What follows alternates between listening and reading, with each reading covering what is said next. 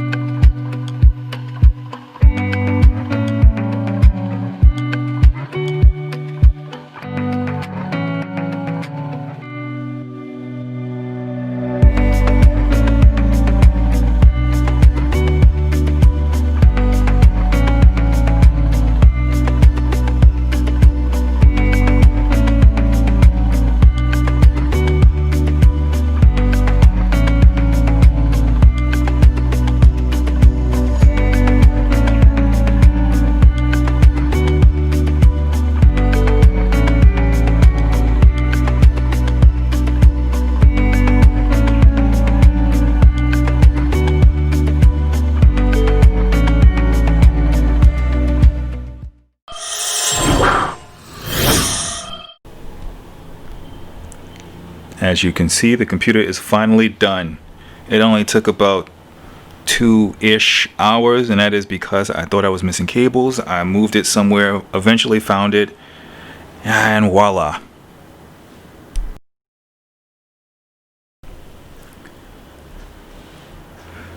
So for this build, I have installed the video card, the memory, an SSD, your regular hard drive.